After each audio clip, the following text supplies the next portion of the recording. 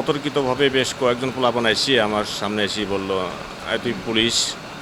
তা আমি বললাম, বলতার আগে আরেকজনের দেখে আমার হাতে আবার ইয়ে ছিল, মানে শার্টের ইউনিফর্ম শার্টের ইটা ছিল, ওই ব্যাগ ছিল, একটা শপিং ব্যাগের দেখছিলাম। ওটা দেখেই তারপরে আর অতর্কিতভাবে আমার মাথার মধ্যে আঘাত করা শুরু করছে, হাত দিয়ে লাঠি সুটা দিয়ে যে কাজ যেটা ছিল এটা দিয়ে মারাছে।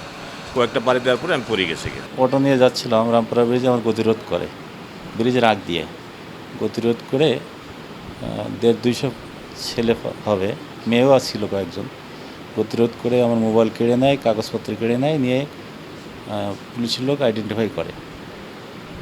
করার পরে অ্যাপস দেখতে থাকে, দেখে যে পুলিশ অফিসারের নাম্বার, তখন ওরা চিল্লা ওঠে, মারধর শুরু করে। এক পর্যায়ে আমি দৌড়াতে থাকি, দৌড়ে 5-6 মিনিট দৌড়ে এক বিল্ডিং আশ্রয় নেই বাথরুমের ভিতরে, সেখানে যায় তারা আমাকে বাথরুম ভেঙে বের করে মারে।